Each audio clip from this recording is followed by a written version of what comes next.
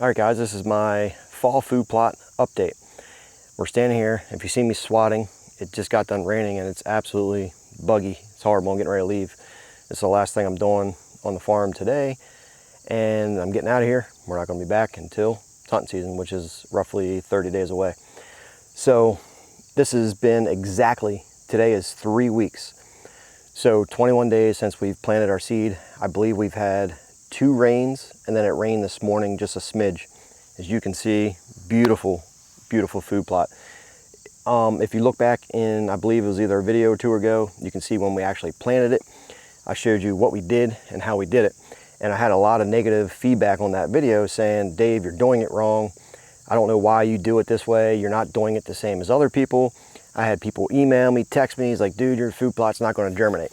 Well, we're 3 weeks in and everything looks like it germinated to me. And people make it, when they plant food plots, they make it super, super over complicated. And I want to run over briefly on what we did again, because a lot of people are having failures and they're not germinating, and people are emailing me saying it's raining and their food plot's still not germinating. And they send me pictures and their food plots are just so compact and they have all these cracks where the soil is completely dried out and the soil was actually cracking, and it's so hard it creates a hard pan on the top side and the seed can't get through. Reason behind that is people are constantly overusing cultipackers. When you overuse cultipackers, you completely smash that ground and that dirt hard, especially if you don't have a lot of dead, decaying duff and organic material on top of there. It just literally compacts that soil, and the brassica seeds are so small they can't push through. And we didn't do that. I didn't cultipack this at all. We had overhaul in here from Domain, and I came through and we mowed it and then disked that in. And you can see from the last video, we had all that decaying material sitting on top. What happens is when you have that and you don't make the ground completely smooth with the cultipackers, you have these little tiny bumps in the ground and the soil is still soft. So it allows, when it rains, it allows that seed to get covered up, and it's not compact on the ground, so it can germinate and push up through the top. Also, with that duff in there, it acts as kind of like a moisture barrier, holds moisture in a little bit, and it prevents runoff. I said this last time, and some guy emailed me or something like, dude, what are you talking about? Prevents runoff. If you have flat, completely flat ground where there's no decaying material on top, and you cultipack that smooth as a pancake, guess what happens? When it rains, it runs off because it has nowhere to go.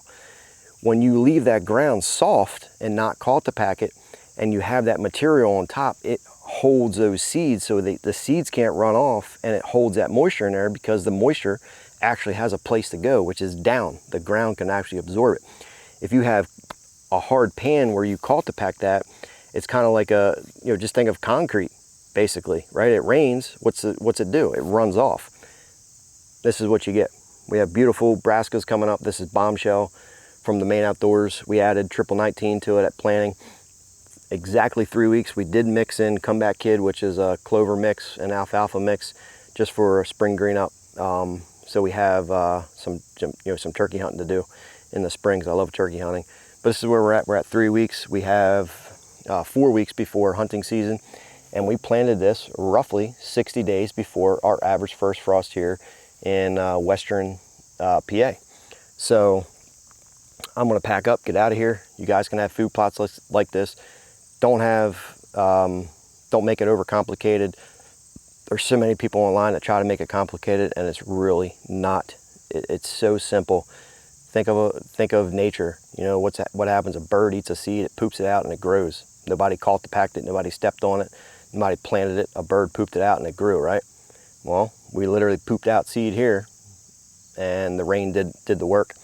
And we did have some turkeys in here as well, but they didn't demolish it too much. It's pretty good. I see a lot of clovers coming up in here, and we're looking good, guys. So any questions, comment down below. Good luck this season. I know a lot of people's seasons had started. I wish you guys the best, and hopefully you guys can get something on the ground. I'm excited to get out here next Friday for Maryland opening day, and we're going to be pushing it on public land and private land, and we'll be bringing that updates to you guys, and we'll be bringing you hunts from here. So good luck this season.